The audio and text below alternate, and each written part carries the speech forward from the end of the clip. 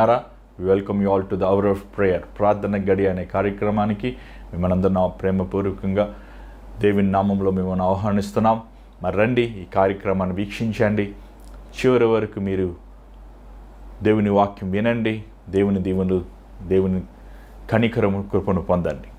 మరి ఈరోజు కార్యక్రమం వెళ్ళకముందు ఒక చిన్న ప్రార్థన. పరిశుద్ధమైన తండ్రి, దయగల ప్రభువా, మరొకసారి మరొక దినమున నీ వాక్యం ధ్యానించే కృపను మాకు ఇచ్చిన్నావు.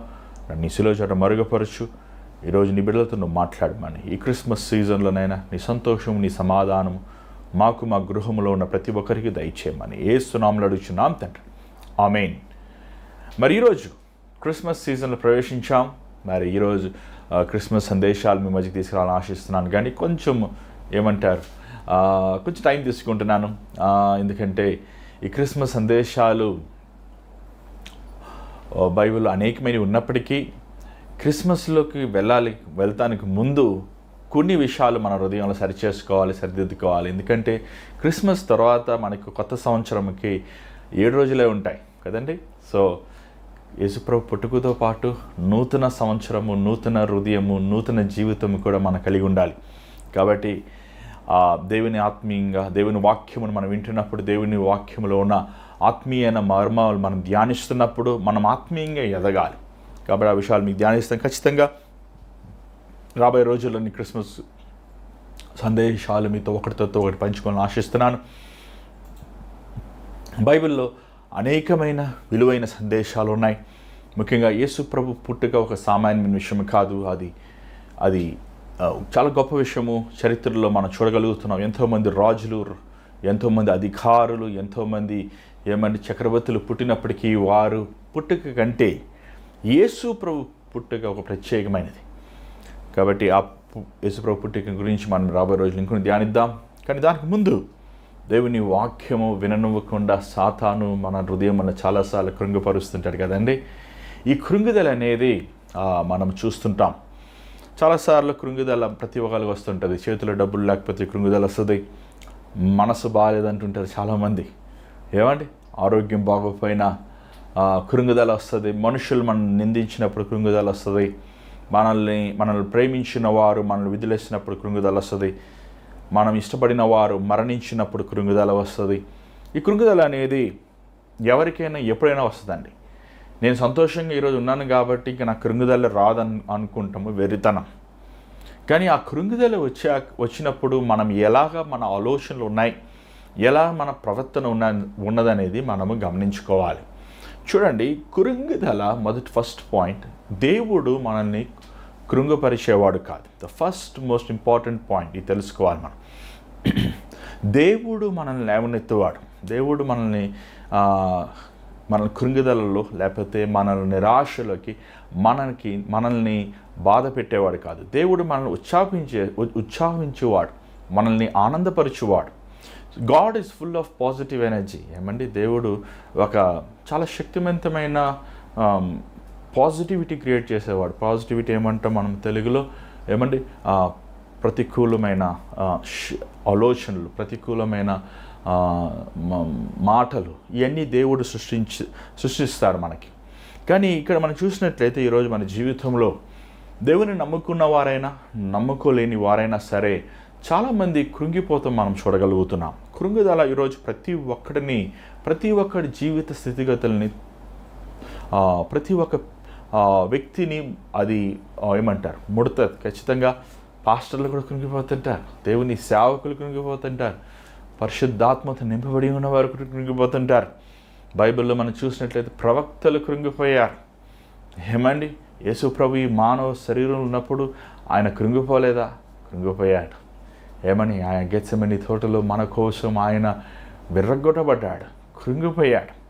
చూడండి, ఈరోజు మనం జ్ఞాపకం చేసుకోవాలి ఒకటి, ఈ కృంగిదల మనల్ని దేవుని దగ్గర నుంచి దూరపరుస్తుంటుందండి. యేసుప్రభు గొప్ప మాదిరి మనకి జీవించి చూపించాడు. యేసుప్రభు జీవితంలో మనం గమనించినట్లయితే ఆయన ఎంతసేపు మనుషులతో గడిపాడు, అంతకంటే ఎక్కువ సమయము తన పరలోక తండ్రి దగ్గర ఆయన గడిపాడు. చూడండి, మన జీవితంలో మనం చాలాసార్లు దేవుడు మనల్ని ఆశీర్వదిస్తున్నప్పుడు, దేవుడు మన జీవితంలో మనం అనుకునేవి లేకపోతే మనం అడిగినవి మనకి ఇస్తున్నప్పుడు మనం వెంటనే ఆ వస్తువులను కానీ, లేకపోతే ఆ పరిస్థితులను కానీ, లేకపోతే ఆ మనుషులను కానీ మనము దేవుని కంటే ఎక్కువ ప్రేమిస్తుంటాం. దేవుని కంటే ఎక్కువగా దాని గురించి మనం ఆలోచిస్తుంటాం, లేకపోతే ఆ వాటి గురించి మనము ధ్యానిస్తుంటాం, లేకపోతే ఆ మనుషులను మనం ప్రేమిస్తుంటాం. చూడండి, నీ హృదయము దేవుడికి మాత్రమే అంకితమైనది. నీ హృదయములో దేవుడి కాకుండా నువ్వు దేనినైనా నువ్వు నింపావంటే ఖచ్చితంగా అది నీకు కృంగుదల సృష్టిస్తుంది. కానీ కృంగుదల అపవాది వాడుకునే ఆయుధం అని చెప్పచ్చు. ఈ కృంగుదల ఏం చేస్తుందంటే మనల్ని నిరాశలోకి, ఆందోళనలోకి, మనల్ని పోరాటంలోకి, ఇక్కట్లోకి మనల్ని త్రోసివేస్తానికి ప్రయత్నిస్తుంటాడు. సాతానుగాడు మనల్ని చంపలేడు. సాతానుగాడు మన మీద, మన దేహం మీద, లేకపోతే మన ఆరోగ్యం మీద వాడికి ఏమాత్రము చేయి పెడతానికి అధికారము లేదు. కానీ నువ్వు కృంగుదలకు చోటు ఇచ్చినప్పుడు, కృంగుదల ద్వారంగా సాతానుగాడు నీ దేహముని, నీ ఆత్మని, నీ ప్రాణముని దేవుని దగ్గర నుంచి దూరం చేసి నిన్ను నరకాన్ని తీసుకెళ్తానికి ఎన్నో ఆస్కారాలు ఉన్నాయి. సో నేను ఈరోజు I don't want to preach the లోకములో చెప్పే మాటలు నేను చెప్తాను, నాకు ఇష్టం లేదు. ఏమండి, ఈ లోకములో ఏం చెప్తారండి? Self believe in your self, నీ యందు నీ విశ్వాసం ఉంచు. ఏమండి, నువ్వు మోటివేట్ చేసుకో, నువ్వు పాజిటివ్గా ఉన్న వాళ్ళతో నువ్వు కలిసి ఉండు, నువ్వు ఏమండి అలాగా ఈ లోకంలో ఉన్న ప్రీచింగ్ మనం చూస్తుంటాం. కానీ బైబిల్లో ఉన్న మాటలు, లోకంలో ఉన్న మాటలు చాలా వ్యత్యాసం ఉందండి. సో ఈరోజు నేను biblical way of getting encouragement, ఎలాగా నువ్వు దేవుని దగ్గర నుంచి ధైర్యమును పొందుకుంటావు, ఎలాగ దేవుని దగ్గర నుంచి నువ్వు బలాన్ని పొందుకుంటావు అనే విషయాన్ని మీ మధ్య బోధించాలనుకుంటున్నాను. ముఖ్యంగా మనం చూసినట్లయితే మొదటగా మత్తయి సువార్తలో, మత్తయి సువార్త 4వ అధ్యాయం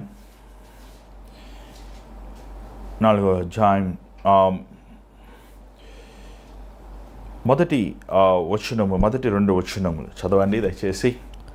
అప్పుడు యేసు అపవాది చేత శోధింపబడుటకు ఆత్మ వలన అరణ్యమునకు కొనుపోబడెను. 40 దినములు 40 రాత్రులు ఉపవాసం ఉండిన పిమ్మట ఆయన ఆకలి కొనగా. చాలు, ఇక్కడ మనం చూసినట్లయితే యేసు ప్రభు మానవుడు స్వరూపంలో ఉన్నాడు. మనవలే ఆయన 40 దినములు 40 రాత్రులు ఉపవాసం ఉండి, ఉపవాసము 40 దినములు అయ్యాక 41 రోజున అపవాది యేసు ప్రభువుని శోధిస్తానికి వచ్చాడండి. ఈ శోధించినప్పుడు మొదటగా ప్రభువుకు ఆకలి ఉన్నప్పుడు మనందరికీ తెలుసు, ఆ రాళ్ళని రొట్టెగా మార్చుకో. అక్కడ 3 శోధనలు మనం చూడగలుగుతున్నాం.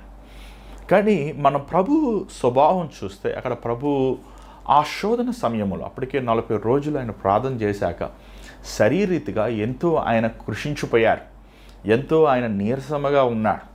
కానీ అపవాదితో ఆయన ఎంత గంభీరముగా మాట్లాడుతూ మనం చూడగలుగుతాం. ఎక్కడ అపవాది తంత్రములకి లోబడకుండా వాక్యము ద్వారంగా ప్రభువు అపవాది శోధనను జయిస్తున్నాడు. చూడండి, చాలాసార్లు మనము అపవాది శోధనలు ఎలాగుంటాయి అని మనం చాలాసార్లు మనం ఎదురు చూస్తుంటాం.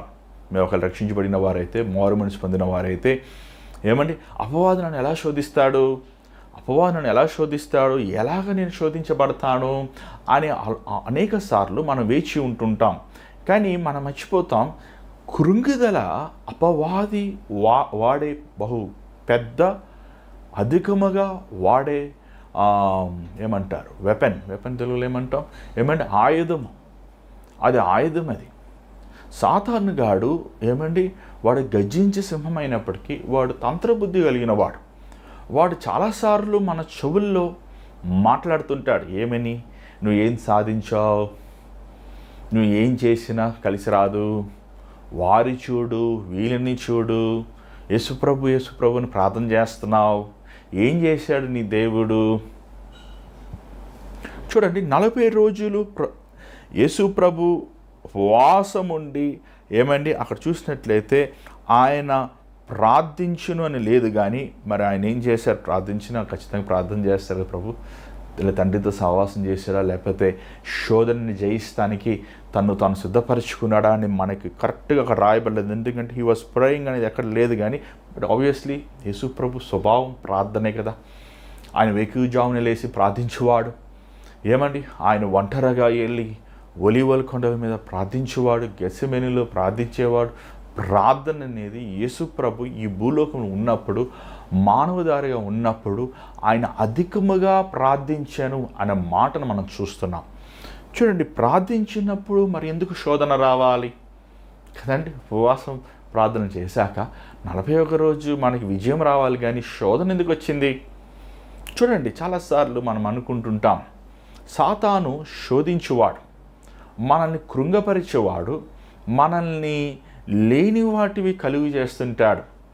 లేని వాటివి ఏమండి, ఈరోజు నువ్వు భోజనం చేసావు, నిన్న నువ్వు భోజనం చేసావు, మొన్న నువ్వు భోజనం చేసావు, అనవసరమైన కలహాలు రేపుతాడు, అనవసరమైన కలవరం లేపుతాడు. భవిష్యత్తు నువ్వు ఏమైపోతావు, ఏం చేస్తావు, నీ ఖాళీ చేయబడిపోతే నీ పిల్లలు ఏమైపోతారు, అయ్యో సొంత ఇల్లు లేదు నీకు, ఏమండి, అయ్యో నీకు వెనకాల కొంత ధనము లేదు, నిన్ను ఆదుకునేవాడు ఎవడు లేడు అనే ఆలోచనలు రేపేస్తుంటాడు. సడన్గా ఉపవాస కూడికి వెళ్తారు, ప్రార్థన చేస్తారు, ఆదివారం మందిరానికి వెళ్తారు, ప్రార్థన చేస్తారు, బాగా వాక్యం చదువుకుంటారు, వెంటనే ఈ కృంగుదల వచ్చేస్తారు.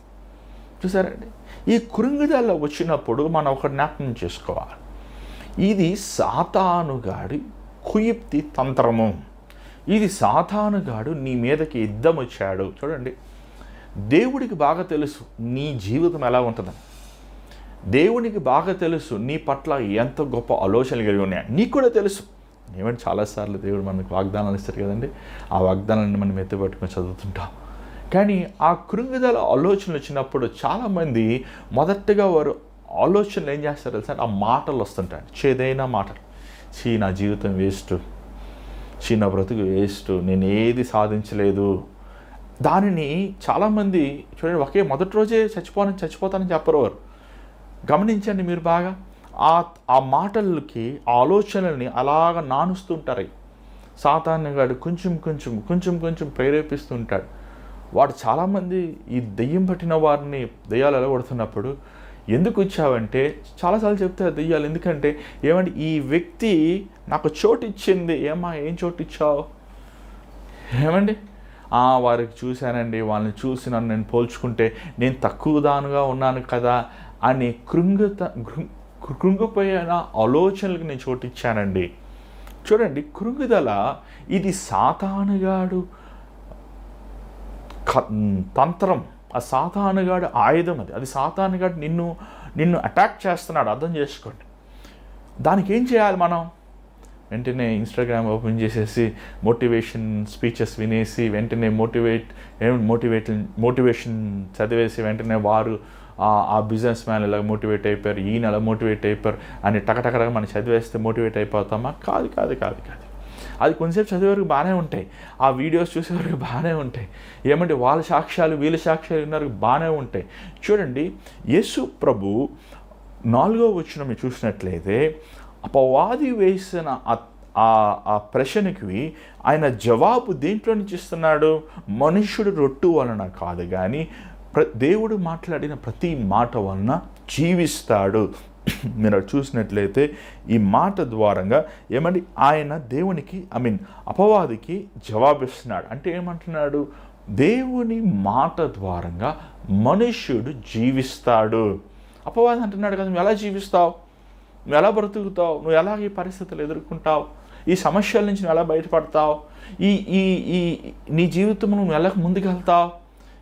దేవుడు మాట్లాడిన ప్రతి మాట వలన ఏమంటే దేవుని వాక్యం, జీవగ్రంథం బైబిల్, ఇది దేవుని వాక్యం.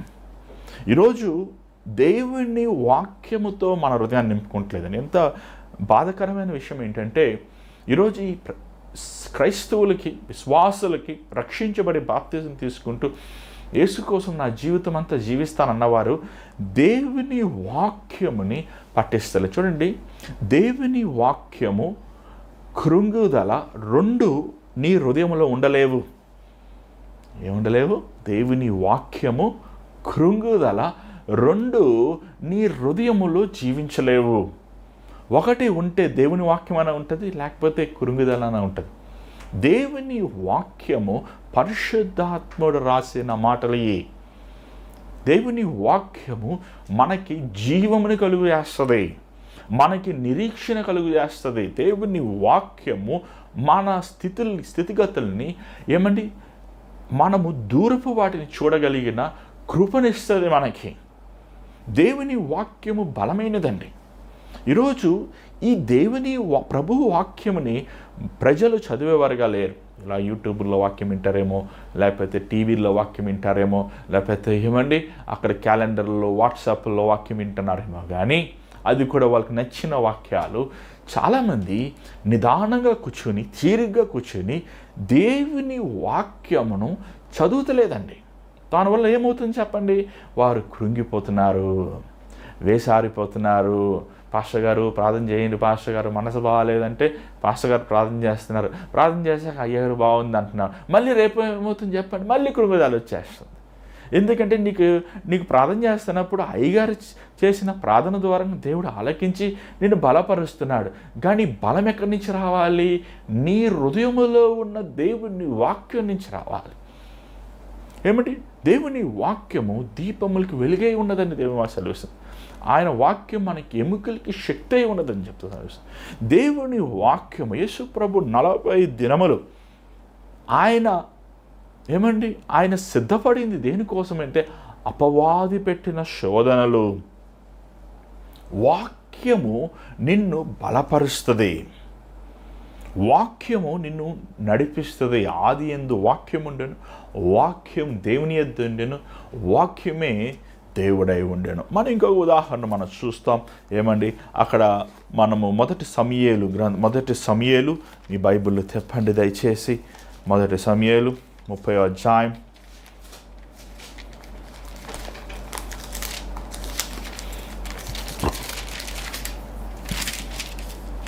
మొదటి సమూయేలు 30వ అధ్యాయము మొదటి నుంచి కొన్ని వచనాలు చదవండి దయచేసి. దావీదును అతని జనులను 3వ దినమందు సిక్లాగునకు వచ్చిరి. అంతలో అమిలేకీయులు దండెత్తి దక్షిణ దేశం మీదను సిక్లగు మీదను పడి కొట్టి దానిని తగులబెట్టి గనులనేమి అల్పులనేమి అందులోనున్న ఆడువారందరినీ చెరపట్టుకొని చంపక వారిని తీసుకొని వెళ్ళిపోయి ఉండిరి.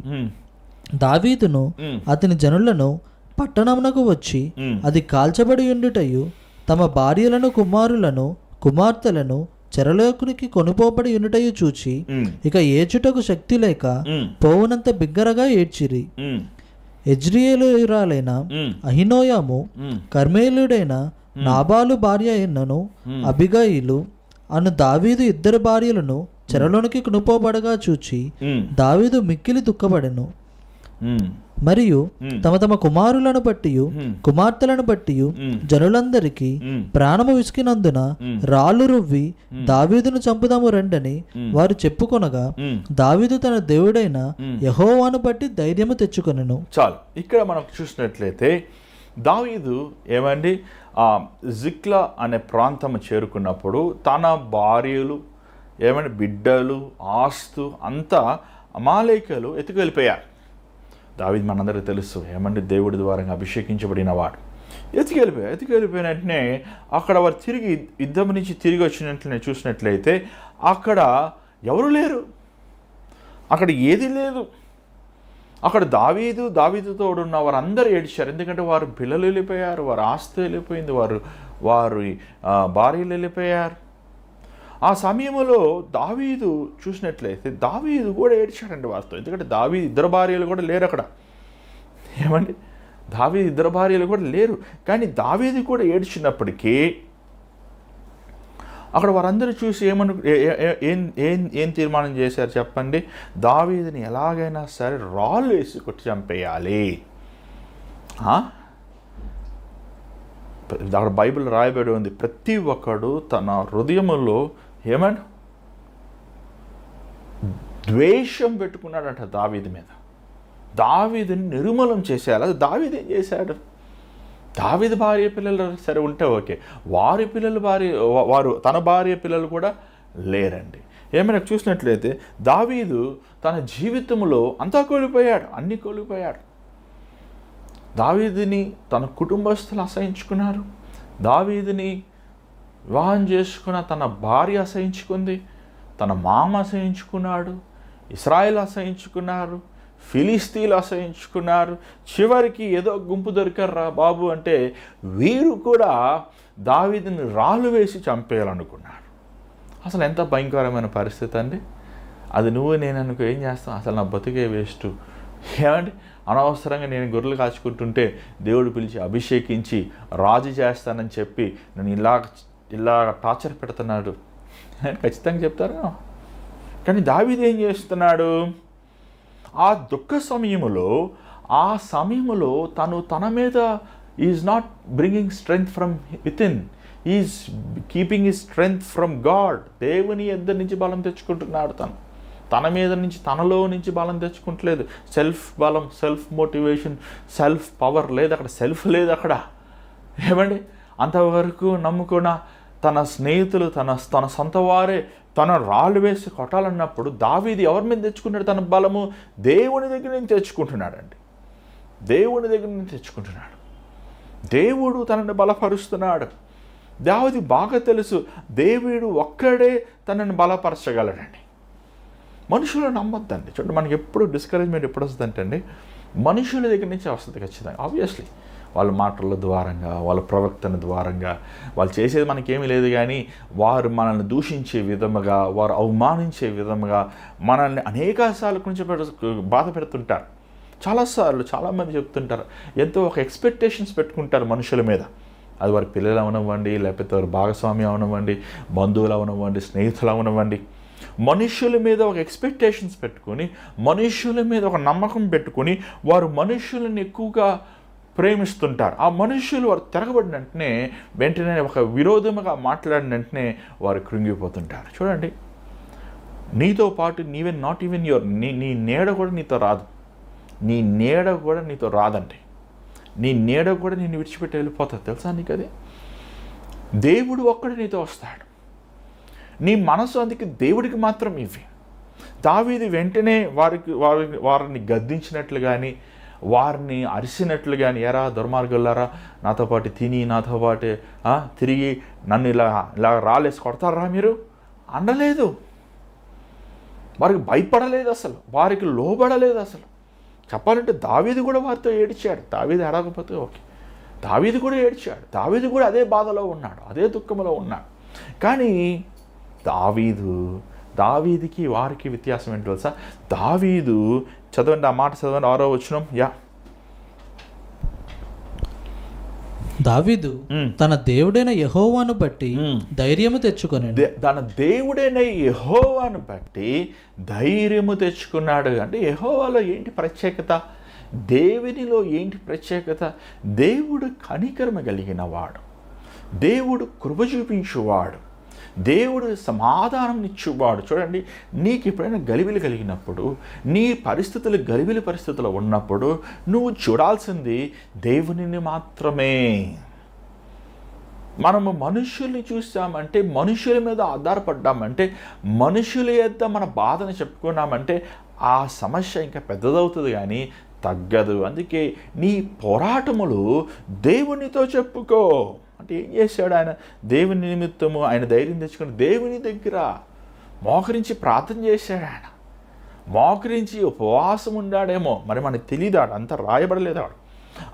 ఆయన దేవుని సన్నిధిలో మోకరించి తన చేతులెత్తి ప్రార్థించాడు, ప్రభువా నా ధైర్యము నువ్వే. అందరు రాళ్ళెత్తి పెట్టుకుని రెడీగా ఉన్నారేమో, కళ్ళు తెరిస్తే కొడదారా దావీదుని అన్నారు, రెడీగా ఉన్నారేమో, చంపేద్దారా దావీదుని అన్నారు, రెడీగా ఉన్నారేమో. కానీ దావీదు కళ్ళు తెరవలేదు, తన చేతులు పరలోకం వైపు చాచి ప్రార్థిస్తూ కొనసాగించాడండి. చూసారు ఎంత గొప్ప ఒక మాదిరి మనకి పెట్టి ఉన్నాడు దావీదు. అన్నీ పోగొట్టుకున్నప్పటికి కూడా తను వారితో పాటు కలిసి చేదైన మాటలు కానీ, అక్కడ దేవునిని దూషిస్తాము కానీ, దేవునిని అవమానిస్తాము కానీ, దేవా ఇదా నాకు చేస్తావు, ఎలాగ నన్ను చేస్తావు అని. ఎందుకంటే దేవుడు ఆ పరిస్థితి కలుగు చేయలేదు. సాతానుగాడు ఆ పరిస్థితి చూడండి, సాతానుగాడు కలిగి చేసిన పరిస్థితులు దేవుని ఎందుకు దూషిస్తారు? సాతానుగాడు నీ జీవితంలో కీడు సృష్టిస్తున్నాడు, దేవుడు ఆ కీడుని మేలుగా మారుస్తున్నాడు. చాలామంది అర్థం చేసుకుంటారు. సాతానుగాడు అంటేనే వాడు నాశనం చేసేవాడు, పాడు చేయవాడు, వాడు దౌర్జన్యం చేయవాడు. కానీ దేవుడు కీడుని మేలుగా మార్చువాడు. ఏమండి, మన బైబిల్లో మనం చూసినట్లయితే ఏమండి, దావీదు తన మీద నమ్మకం లేదు. దావీదు ఏమండి, నేను కొట్టేస్తాను, చంపేస్తా, వాడు ఎవడని చూసుకుంటారా అంటలేదు. దావీదు దేవుని శక్తి నిమిత్తము ధైర్యం తెచ్చుకుంటున్నాడు. ఒకప్పుడు నేను గొర్రెల కాపరిగా ఉన్నప్పుడు కర్ర పెట్టుకొని నేను వెళ్ళినప్పుడు రాయి తీసుకొట్టి చంపాను గొలియాతుని. అది నేను కాదు కదా, దేవుడే కదా. ఏమండి, ఎన్ని ఆశ్చర్యమైన కార్యాలను సింహం చీల్చిపడేసే శక్తిని నాకు దేవుడే కదా ఇచ్చాడు. మరలా దేవుని దగ్గరే ఎదురు చూస్తున్నాడు దేవుని శక్తి కోసం. చూడండి, ఖచ్చితంగా ప్రతి కృంగుదలలో ఉన్న పరిస్థితులు, ఎగ్జామ్లో మనం ఫెయిల్ అయిపోయినప్పుడు కృంగుదల ఉంటుంది, ఇంటర్వ్యూలో ఫెయిల్ అయిపోయినప్పుడు కృంగుదల ఉంటుంది, జీవితంలో ఏమండి నువ్వు ఫెయిల్ అయిపోయినప్పుడు, నీ భాగస్వామి వదిలేసినప్పుడు, నీ భర్తని వదిలేసినప్పుడు, నీ భార్యని వదిలేసినప్పుడు, నీ బిడ్డలని వెలేసినప్పుడు, పరిస్థితులు అందరినీ అసహించుకున్నప్పుడు, ఏమండి ఆ భయంకరమైన పరిస్థితుల్లో నువ్వు దేవుని వైపు చూడు, దేవుని సన్నిధిలో చూడు. దేవుడు బాగు చేయలేని, లేకపోతే జయించలేని పరిస్థితి ఏది లేదండి. అందుకే బైబిల్ చదవాలి. మీరు బైబిల్ చదువుతూనే తెలుస్తుంది ప్రభు ఎంత గొప్పవాడు. ఇశ్రాయేలు ప్రజల్ని ఎంత ఆశ్చర్యమైన విధముగా వారికి విజయం ఇచ్చాడు. ఎన్ని శూరకార్యాలు మన బైబిల్లో ఆ రోజు కాదు, ఈరోజు ప్రభు చేయగలిగినవాడు. ఈరోజు ప్రభు చేస్తున్నాడండి. నీకు ఆ విశ్వాసము కలగాలంటే మొదటగా వాక్యముతో నింపబడాలి. రెండవదిగా ఆయన సన్నిధిలో అర్థం కాని పరిస్థితుల్లో నువ్వు నీ భారమంతా యేసుప్రభు పాదాల దగ్గర కుమరించాలి. యేసుప్రభు పాదముల దగ్గర కుమరించాలి, కన్నీటితో ఏడవాలి. ఆ 7 దయ్యములు పట్టిన ఆమె, ఆ పాపత్మరాలు యేసుప్రభు పాదముల దగ్గర కన్నీటితో ఆమె హృదయంలో ఉన్నంత బాధంతా, ఆ వేదనంతా, చిన్నపిల్లల దగ్గర నుంచి పెద్దవారు వరకు ఓ వేశ్య, ఓ వ్యభిచారి అని అవమానిస్తున్నప్పుడు, ఆ నిందిస్తున్నప్పుడు, ఆ దూషిస్తున్నప్పుడు, ఆమె జీవితానికి ఒక అర్థం లేనప్పుడు దేవుని సన్నిధిలో ప్రభు పాదముల దగ్గర ఆమె బాధంతా కుమరించేసిందండి. చాలాసార్లు మన బాధంతా మనుషుల దగ్గర కుమరిస్తాం, కానీ మనుషులు ఏం చేస్తారో తెలుసా అని మన బాధంతా తీసుకుని ఊరంతా చెప్తారు. అంతే, ప్రభు దగ్గర కుమరించు, కళ్ళు మూసుకొని కన్నీటితో ఏమంటే నువ్వు మోకరించినప్పుడు, తిరిగి మోకరించిన తల ఎత్తినప్పుడు ఆ నేలంతా కన్నీరుతో నిండి ఉండాలి.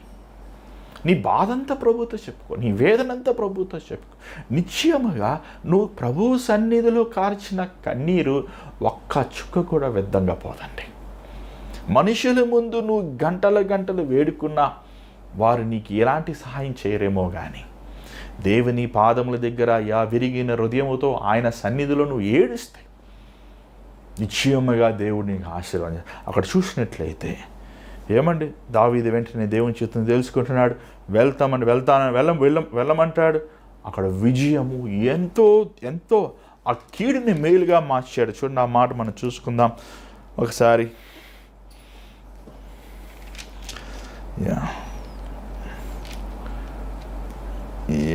మనకి అదే అధ్యాయంలో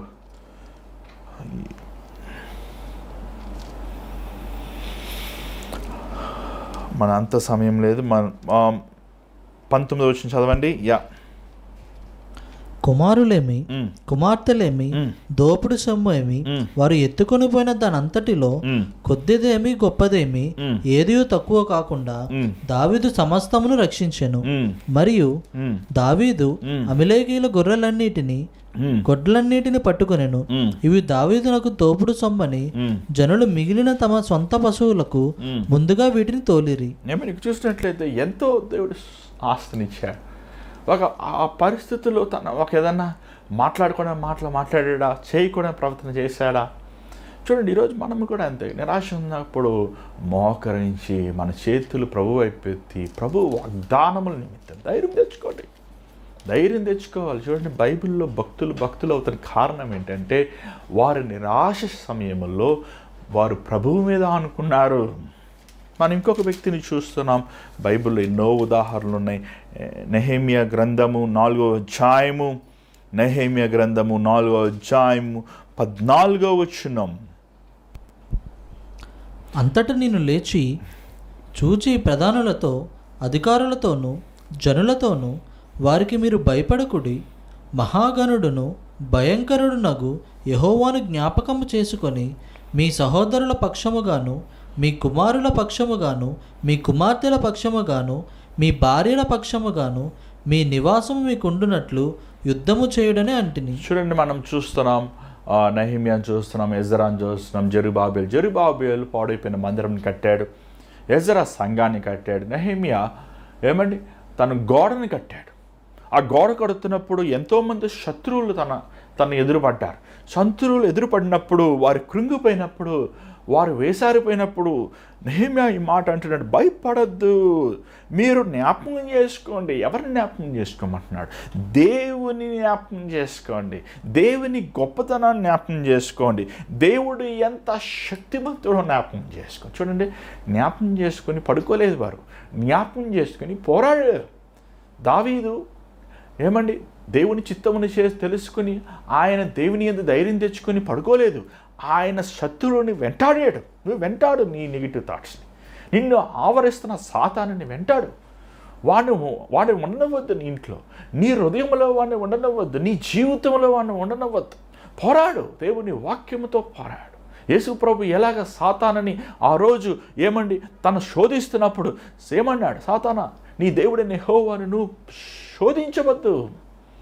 దేవుడు సాతాను శక్తులు, సాతానుతో అపవాది ఏమని వాడు స్కీమ్స్తో దేవుని ట్రాప్ చేయాలనుకున్నాడు. కానీ దేవుడు ఏం చేశాడు? పోరాడు. విజయము యెహోవాదే. ఏమంటే దేవుడు మనకి ఆల్రెడీ విజయం ఇచ్చేసాడండి. ఆ కల్వరి శిలువలో ఆయన మన కోసం రక్తమును చిందించి ప్రాయశ్చిత్త బలయ్యి 3వ దినం మృత్యుంజయుడయ్యాడు. సాతాను తలకాయని చిత్తకొట్టేశాడు. వాడికి మనం చూసి భయపడవసరం లేదు. వాడు పెట్టిన కుయుక్తి తంత్రముల బుద్ధిని చూసి మనం భయపడవచ్చు. చూడండి, దేవుడు మన పట్ల చాలా ఉన్నతమైన తలంపులు కలిగి ఉన్నాడండి. ఆ ఉన్నతమైన తలంపులు మనం పొందుకోవాలంటే మనం మోకాల మీద పోరాడాలి. ముందు నీ ఆలోచనను పోరాడాలి, నీ హృదయంలో ఉన్న ఆ కృంగుదలైన మనస్సుతో పోరాడాలి. చూడండి, దేవుడు కార్యాలు ఎక్కడ అవివిశ్వాసం ఉంటుందో అక్కడ నెరవేరదు. ఎక్కడ అవివిశ్వాసం ఉంటుందో అక్కడ నెరవేరదు. దేవుని కార్యాలు ఎక్కడ అవివిశ్వాసం ఉంటుందో అక్కడ నెరవేరదు. జాగ్రత్త నా మాట వినండి. విశ్వాసముతో నువ్వు ప్రార్థన చేయి. దావీదు యుద్ధంకి విశ్వాసముతో వెళ్ళాడు. నెహెమ్యా గోడ పనిని విశ్వాసముతో పోరాడుతూ వాళ్ళు చంపేస్తారేమో, మేము అందరం చచ్చిపోతామేమో అని అనుమానించకుండా వారు పోరాడుతూ దేవుని మందిరముని వారు కట్టారు. నీ జీవితం అంతే, పోరాడు, నీ ఆలోచనను పోరాడు. చూడండి, ఎఫెసీ గ్రంథం మనం చూసినట్లయితే 6వ అధ్యాయంలో మనం ఈరోజు పోరాడేది ఏమండి? కత్తులు కఠారాలతో కాదు, కానీ దురాత్మ శక్తులతో. చూడండి, ఎఫెసీ గ్రంథం 6వ అధ్యాయము 12వ వచనం 11 నుంచి చదవండి. మీరు అపవాది తంత్రములను ఎదిరించుటకు శక్తిమంతులగునట్లు దేవుడిచ్చు సర్వాంగ కవచమును ధరించుకొనుడి. ఏలయనగా మనము పోరాడునది శరీరులతో కాదు గాని ప్రధానులతోనూ అధికారులతోనూ ప్రస్తుత అంధకార సంబంధులకు లోకనాథులతోనూ ఆకాశ మండలమందున్న దురాత్మల సమూహములతోనూ పోరాడుచున్నాము. మోకాల మీద పోరాడు.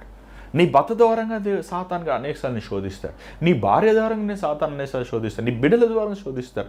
నీ ఎదురింటి వాళ్ళు పక్కింటి ద్వారా శోధిస్తాడు. నువ్వు ఉద్యోగం చేసే చోట మనుషుల ద్వారా శోధిస్తుంటాడు. శోధనించినప్పుడు, పరిస్థితుల ద్వారా అపవాదిని శోధిస్తున్నప్పుడు నువ్వు మోకరించి దేవుని సన్నిధిలో దేవుని శక్తి కోసం వేడుకో. ఏమండి, దేవుడు ప్రభు ఎక్కడ ఉంటాడండి? అక్కడ అపవాది అడుగు జాడలు కూడా ఉండవండి. అసలు వాడు వాసన కూడా కనబడదు. ఎందుకంటే ఏమంటే మన దేవుడు అంత శక్తివంతమైన వాడు. నువ్వు మోకరించి నువ్వు ప్రార్థిస్తున్నప్పుడు నీ హృదయములో నీ మీద నువ్వు ఉన్న ఆ స్థలమంతా దేవుని శక్తితో నింపబడి ఉంటుంది. పరిశుద్ధాత్ముడు ఆ స్థలములో నివసిస్తాడు, నీ హృదయములో నివసిస్తాడు. ఇది నువ్వు అభ్యాసం చేసుకోవాలి. ఏదో ఒకరోజు చేశానంటాం కాదు, రోజు దేవుని సన్నిధిలో నువ్వు వేడుకోవాలి. ఎక్కడ ప్రభువుని నువ్వు స్తుతిస్తావో, ఎక్కడ ప్రభువుని నువ్వు కీర్తిస్తావో, ఎక్కడ నువ్వు ప్రభువుని ఆరాధిస్తావో అక్కడ దేవుడు నివసిస్తాడండి. చూడండి, సాతాను గాడి ముఖ్యమైన కుట్ర ఏంటి తెలుసా అండి? వాడు ప్లాన్ నేను చెప్తాను వినండి. వాడు ఎంత తెలివైనవాడు అంటే అంత తెలివైనవాడు. మీరు అనుకుంటున్నారు సాతాను గడికి ఏం వచ్చలే, పోరా అంటే పోరాడు, ఎక్కడ పోతాడు అంటే వాడు తంత్రం ఏంటి తెలుసా? మనము దేవునిని స్తుతించునివ్వకుండా చేయాలి. వాడు అదే అండి. వాడికి నిన్ను ఏదైనా చేయిస్తాడండి. నేను చర్చికి వెళ్ళనిస్తాడు, నేను వాక్యం వినిస్తాడు, అన్ని పనులు చేపిస్తాడు. కానీ నీ జీవితంలో నిన్ను దేవునిని స్తుతించునివ్వకుండా చేస్తాడు. నీ మీదే కోపం వస్తుంది. నా బతికేంటి అంటే, మరి నీ బతుకు నీదా దేవుడిదా? నువ్వు అనుకుంటే పుట్టావా, దేవుడు అనుకుంటే పుట్టావా నువ్వు? ఏమంటే దేవుడు అనుకుంటేనే కదా మనం పుట్టాము. దేవుడిచ్చిన ప్రాణమే కదా మనలో ఉంది. ఏమంటే దేవుడు అనుకుంటేనే కదా మన సజీవ లెక్కలో ఉన్నాము. మరి సాతాను గారు చూసారా, కొన్నిసార్లు చాలామంది ఈ కృంగుదల వచ్చినారు, వారినే ద్వేషించుకుంటుంటారు, వారే ఆశ్రయించుకుంటుంటారు, వారినే శపించుకుంటుంటారు. ఇది సాతాను గారు ఎంత తెలివి అని చెప్పాకంటే, మనం దేవుణ్ణి స్తుతించిన ఆ టైంలో ఏం చేయాలి అని మంచిగా ప్రభు పాటలు పెట్టి ప్రభువుని చప్పట్లు కొట్టి బాగా స్తుతించండి. అట్మాస్ఫియర్ అంతా మారిపోతుంది. నీ హృదయంలో ఆ భారం అంతా తొలగిపోతుంది. నువ్వు అలా చేసి చూడు, నీ జీవితంలో ఆటోమేటిక్గా నువ్వు ఈ కార్యాలు నాకు జరగలేదు, అది జరగలేదు, ఇది జరగలేదు అన్నీ కూడా దేవుడు జరిపిస్తాడు. ఎందుకంటే నువ్వు ప్రభువుని స్తుతించినప్పుడు ప్రభువు ఉంటాడు. ప్రభువు ఎక్కడ ఉంటాడు అక్కడ కరువు ఉండదు కదా. ప్రభువు ఎక్కడ ఉంటాడు అక్కడ ఆకలి ఉండదు, అక్కడ శాపం ఉండదు, అక్కడ కీడు ఉండదు, అక్కడ ఆశీర్వాదమే ఆశీర్వాదం. ఏమండి, అక్కడ శాపం ఉంది. ఏంటి ఆ శాపం? 5 రొట్టెలు 2 చేపలే ఉన్నాయి. కానీ యేసు ప్రభు ఉన్నాడు కదా, ఏం చేసి ఆశీర్వదించాడు. ఏమంటే ఆ కానాను విందులో ఒక శాపం ఉంది. ఏంటి ఆ శాపము? ద్రాక్షరసం లేదు, చెడిపోయిన నీళ్ళు ఉన్నాయి. కానీ దేవుడు ఏం చేశాడు? ఏమంటే ఆ నాయను పట్టణములో ఒక చావు ఉంది, కానీ అంతమంది ఉన్నా ఆ చచ్చిన సమానం లేపలేకపోయారు. కానీ అక్కడ ప్రభువు ఉన్నాడు. ఆ దుఃఖకరమైన కార్యాన్ని స్తుతికుడిగా మార్చేశాడు. నీ జీవితంలో కూడా అంతే. ఆ కృంగిదల వచ్చినప్పుడు నువ్వు దేవుని వాక్యంతో నింపబడు, దేవుని సన్నిధిలో ప్రార్థన చేయి, దేవునిని స్తుతించు. The third point, keep praising him.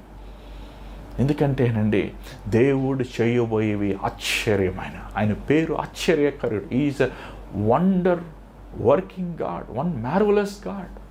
ఆయన ఆశ్చర్యమైన విధముగా చేయవాడు. ఆయన కార్యములు ఆశ్చర్యమైనవి. ఆ ఇశ్రాయేలు ప్రజలు ఆ ఎర్ర సముద్రం ముందున్నప్పుడు దేవునిని శపించారు, మోషేని విందు ఏడ్చారు, సనిగారు. కానీ దేవుడు వారి కోసం ఆ ఎర్ర సముద్రముని ఏమంటే సృష్టించింది కాదు, ఐగుప్తు వారందరినీ నిర్మూలన చేయాలండి. ఏమని ఇశ్రాయేలీలు మర్చిపోయారు. ఐగుప్తు వారు ఇశ్రాయేలీని 400 సంవత్సరాలు ఎంత వేదన పెట్టి దేవుడు మర్చిపోలేదు. దేవుడు పగ తీర్చుకున్నాడు. దేవుడు పగ తీర్చుకునేవాడు. ఖచ్చితంగా ఆయన పగ తీర్చుకునేవాడు. మనం ఆయన బిడ్డలమి, మనం ఆయన సొత్తుమి. ఏమండి, మనల్ని అపవాది అనేక సార్లు కృంగపరిచి, నిరాశ చెందించి, దేవుని సన్నిధి నుంచి దూరపరిచి, దేవుని వాక్యం చదవకుండా, ఆయన సన్నిధిలో మోకరించి ప్రార్థన చేయకుండా మన జీవితంలో మనల్ని వెనక్కి లాగేసేవాడండి. కానీ నువ్వు దేవుని యందు నీ విశ్వాసం ఉంచి, ఎలాంటి పరిస్థితులైనా సరే నువ్వు తల ఎత్తకుండా తల వంచుకొని ప్రభువు పాదముల దగ్గర నీ భారమంతా కుమ్మరించినప్పుడు ఏమండి, ఆయన గాయపడిన హస్తం నీ మీద చాచుతాడండి. ఆయన ప్రత్యేకత అది. ప్రభువు అండి, ప్రభువుకున్న ఆ హస్తాలు గాయాలు ఉంటాయి. ఆ గాయపడిన హస్తము చాచినప్పుడు నీ హృదయంలో సమాధానం, నీ జీవితంలో దీవెన, ఆశీర్వాదం. ఏమండి, నేను గంటలు ప్రార్థన నమ్మనండి. ఎవరైనా గంటలు ప్రార్థన చేస్తా అంటే నేను సంథింగ్ రాంగ్ అయ్యా అంటాను. ఏమంటే గంటలు దేవుని స్తుతిస్తావా? Okay, done, correct. నువ్వు దినములో కనీసం ఒక 4 గంటల సేపు దేవుని స్తుతిస్తున్నావా? 5 గంటల సేపు దేవుని నువ్వు స్తుతించి చూడు అసలు ఎలా ఉంటుందో. నీకు షుగర్ ఉండదు, బీపీ ఉండదు, హార్ట్ ప్రాబ్లం ఉండదు, ఏమంటే క్యాన్సర్ ఉండదు, ఉండలేదు. ఎక్కడ దేవుని స్తుతిస్తున్నావో, దేవుని స్తుతి ఎక్కడ ఉంటుందో అని ప్రభువుని నువ్వు స్తుతిస్తున్నప్పుడు అక్కడ జబ్బులు ఉండలేవండి, వ్యాధులు ఉండలేవు. నీకోసం ఎవరు చేయబెట్టి ప్రార్థన చేయవలసిన లేదు. నువ్వు ప్రభువుని కీర్తిస్తుంటే, నువ్వు ప్రభువుని కొనియాడుతుంటే పరిస్థితులన్నీ మారిపోతాయి. అయ్యే పారిపోతాయి దెయ్యాలు. ఎవరు చేయబెట్టి ప్రార్థన చేయవలసిన లేదు. అంత శక్తివంతమైనది యేసయ్య నామం. యేసయ్య నామం నిన్ను బలపరిచేది, నిన్ను లేవనెత్తేది. స్తుతిద్దాం. మన దేవుడి స్తుతులకి పాత్రుడు, ఆయన యోగ్యమైన వాడు. కానీ జ్ఞాపకం చేసుకోండి, మనం దేవుని స్తుతించాల్సి వచ్చినప్పుడు మనం శుద్ధ హృదయంతో ఆయన స్తుతించాలి. మన ప్రవర్తన, మన జీవితము అప్పుడే ఆయనకి మన స్తుతిని అంగీకరిస్తాడు ఆయన. మన దేవుణ్ణి మనం ఆరాధించినప్పుడు ఆయన ఆశించిన విధములో మనం ఆయన స్తుతించాలి. మన జీవితాన్ని పవిత్రంగా కాపాడుకోండి, యథార్థంగా కాపాడుకోండి. ఈ చేతుల ద్వారా, ఈ దేహము ద్వారా దేవునికి ఇష్టము లేని కార్యాలు మనం చేయకుండా దేవుని చిత్తములో మనం నిలిచినప్పుడు మన జీవితంలో శూరకార్యాలు చేస్తాము. శూరకార్యాలు, ఆశ్చర్యమైన కార్యాలు, ఎన్నడూ మానవుడి చరిత్రలో జరగవు ఆశ్చర్యమైన కార్యాలు బైబిల్లో ఉన్నాయి. ఎవరు బైబిల్ చేసేదారండి? ఏమంటే ఏ మత పుస్తకంలో కూడా ఇన్ని ఆశ్చర్యమైన కార్యాలు లేవు. ఇన్ని ఆశ్చర్యమైన సైంటిస్టులు నమ్మలేకపోతున్నారు అంటున్నారు, కానీ ఈరోజు విశ్వసిస్తున్నారు. ఉందాయా? ఇదిగో నోవా ఆర్క్ ఉంది. యోబు అప్పుడే రాయిశాడు, భూమి గుండ్రమగా ఉంది. ఏమండి, ఎర్ర సముద్రం మొన్న వార్తల్లో చూస్తున్నప్పుడు ఎర్ర సముద్రము లోతున్న కొంతమంది సైంటిస్టులు వేస్తుంట ఆ రోజులో ఐగుప్తు వారు ఆ వాడిన కత్తులు అవన్నీ వారు వస్తువులన్నీ దొరికినాయి. బైబుల్ కట్టుకథ కాదు, బైబుల్ నిజమైనది అని మనం చూడగలుగుతాం. ఏమంటే చరిత్ర, పేపర్లు, న్యూస్ పేపర్, అస్ట్రాలజీ సెలవిస్తుంది దేవుని వాక్యం నిజమని. నమ్ము, దేవుని యందు విశ్వాసమించు. ఆయన ఆ రోజు కాదు, ఈరోజు ఆశ్చర్యమైన వాడు. మన ఆశ్చర్యమైన దేవుడు. మన దేవుడు స్తుతులకు పాత్ర. నోరు తెరిస్తే ప్రభువుని స్తుతించు, ప్రభువుని కీర్తించు, ప్రభువుని కొనియాడు. ఆయనలో ఉన్న గొప్పతనం, ఆయనలో ఉన్న మంచితనం నీ శుద్ధ హృదయముతో నువ్వు కొనియాడు. నువ్వు విరిగిన హృదయముతో ఆయన కొనియాడు. నీవు ప్రభువుకి నీ జీవితమును ఆయన మందిరముగా నువ్వు చేసుకో. కృంగుదల నీలో ఉండదు, నిరాశ నీలో ఉండదు, విసుగుదల నీలో ఉండదు. ఎందుకంటే దేవుని ఆత్మ ఎక్కడ ఉంటుందో అక్కడ ఉల్లాసమే, అక్కడ ఆనందమే, అక్కడ సంతోషమే. శిష్యులు మనం చూస్తున్నాం, వారు పునరుద్ధానమైన ప్రభుని చూసినప్పటికీ వారు వెనక్కి వెళ్ళిపోయారు. కానీ ఏ రోజైతే పరిశుద్ధాత్మతో వారు నింపబడ్డారో, పేతురు నేను సులువేస్తానంటే పేతురు నవ్వుతూ అంటున్నాడు, ఏంటయ్యా సులువేస్తావా? యేసుప్రభులా సులువు వేయబడతానంత గొప్ప అని కాదు, కానీ తలకిందులుగా అయ్యానన్నాడు. మరి ఇదేంటి, పేతురు ఏమంటే యేసుప్రభుతో ఉన్నాడంటేనే బొంకాడు, సులువేస్తానంటే పారిపోతాడు అనుకున్నాడు, కానీ పారిపోలేదు. శిష్యులు పారిపోలేదు. ఏమండి, ఆ ఆది క్రైస్తవులు మరణముని సంతోషముగా, ఆనందముగా స్వీకరించారు. కారణం ఏంటంటే వారికి తెలుసు, మరణించిన తర్వాత నిత్యమైన పరలోకములు, యుగములు, తరతరములు దేవునితో పాటు నివసించబోతున్నారండి. ఏమండి, ఈ జీవితంలో మనం జీవించినప్పుడు మన ప్రభు కోసం బ్రతుకుతాం. నిరాశ తీసేయండి. పనికి మాలిన డబ్బు, పనికి మాలిన ఆస్తులు, పనికి మాలిన పేరు ప్రఖ్యాతులు, పనికి మాలిన వస్తువుల గురించి చింతించద్దు. విశాలమైన మనసు కలిగి విశాలమైన చూడుగా పరలోక రాజ్యం దేవుడు మన కోసం సిద్ధపరిచున్నాడు. అందరికీ కోసం కాదండి, మన కోసమే. ఈరోజు నువ్వు యేసుప్రభుని నమ్ముకుని, యేసుప్రభుని సొంత రక్షకుడిగా అంగీకరించి నువ్వు బాప్తిసం పొంది ఆయన హృదయంలో నువ్వు స్థానం ఇచ్చావంటే అసలు దేవుడు నీకు ఎంత గొప్ప భాగ్యం ఇచ్చాడు తెలుసా? నీకు అది లేదు ఇది లేదు అంటున్నావు, కానీ దేవుడు మన పేర్లు జీవగ్రంథంలో రాశాడు. మీకు తెలుసా? దీనికంటే గొప్ప భాగ్యం ఏం కాదు మనకి. మన దేవుని యందు విశ్వాసం ఉంచుతాం.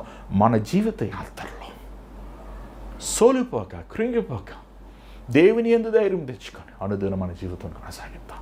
తెచ్చి స్థలం నుంచి ప్రార్థన చేద్దాం. పరిశుద్ధమైన తండ్రి, దయగల ప్రభువా, నీ వాక్యముతో మేము మా హృదయం నింపుకుంటానికి సహాయం చేయ నాయన. అనుదినము, అనుక్షణము నాయన దేవా, నీతో నడిచేవారుగా ఉండటానికి సహాయం చేయి.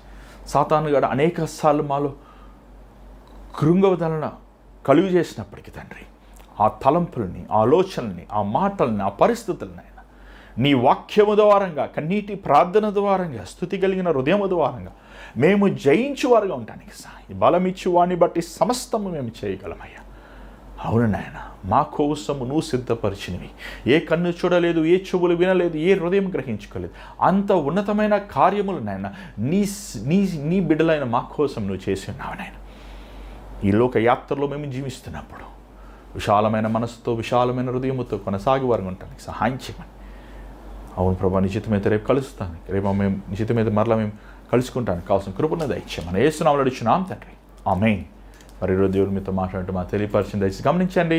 మీరు హైదరాబాద్ చుట్టుపక్కల ప్రాంతంలో మీరు ఉంటే మీకోసం ప్రత్యేకమైన ప్రార్థన చేయాలని ఆశిస్తే, మరి ఎంతోమంది వస్తున్నారు, చీకటి శక్తుల ద్వారంగా, అనారోగ్యముల ద్వారంగా విడుదల పొందుతున్నారు. దేవుడు ఆశ్చర్యమైన కార్యాలు చేస్తాను. నేను ఎన్ని వీడియోలు తీసి మీకు లేదా సాక్ష్యాలు చెప్పించి నేను పెట్టాలి నాకు ఇష్టం లేదు. ఎందుకంటే దేవుడు చేయగలిగిన వాడు యేసు ప్రభు నిన్న నేడు మారనివాడు, ఈ రోజుకి ఆయన సజీవుడు. మరి ఈరోజు మీరెవరైనా సరే రావాలి, వచ్చి ప్రార్థన చేయించుకోవాలి. ఈ కుడికిల్లో ఆదివారం కార్యక్రమం, ఆదివారం సన్నిధుల్లో మీరు పాలు పొందాలని ఆశిస్తే మరి కాజాగూడ అనే ఈ ప్రాంతంలో మీరు రావచ్చు. ఆ వివరాలు మీకు స్క్రీన్ మీద కనబడుతున్నాయి. మీరు ఇంకొన్ని వివరాలు మీకు కావాలంటే మీరు వాట్సాప్ చేయొచ్చు. ఆ నెంబర్కి ఇలా మేము చర్చికి రావాలనుకుంటున్నాం, మా డీటెయిల్స్ పంపించారంటే మేము పంపిస్తాం. మరి మీరు కూడా రండి, మీ కుటుంబంతో రండి, మీ దేవుని పొందండి. మరి అంత మాత్రమే కాదు, ఈ భారమైన పరీక్షల్లో దేవుడు మిమ్మల్ని ప్రేరేపిస్తే మీ గ్రూపులు మీ వివరాలను పంపించవచ్చు. స్క్రీన్ మీద కనబడుతున్న number, Google pay, PhonePe account numbers ద్వారంగా ఈ సంవత్సరం చివరికి వచ్చి ఉన్నాం. మరి ఎవరో ప్రేయర్ కార్యక్రమం ద్వారా ఎంతోమంది ఈ సంవత్సరం అంతా మీరు మేలు పొందారు. మరి ముఖ్యంగా ప్రార్థనల ద్వారంగా మీకోసం కాల్చిన కన్నీటి విజ్ఞాపన ద్వారంగా దేవుడు మీ జీవితంలో మేలు చేశారు. దానికి ఒక కృతజ్ఞతగా ఒక కానుక మీరు పంపించాలని ఆశిస్తున్నా కూడా మరి స్క్రీన్ మీద కనబడుతున్న వివరాలు మీరు పంపించవచ్చు. దయచేసి గమనించండి, మీరు పంపించే ప్రతి కానుక దేవుని పరిచయలో నమ్మకంగా వాడుతున్నాం. మరి మీ ప్రార్థన అవసరాలు కూడా పంపించవచ్చు. స్క్రీన్ మీద నెంబర్ వాట్సాప్ వాయిస్ మెయిల్ చేయండి, కాల్ చేయండి. మీకోసం మేము ప్రార్థిస్తాను సిద్ధంగా ఉన్నాం. మరి దేవుని చిత్తం మీద రేపు కలుసుకుందాం. అందరు God bless you, take care.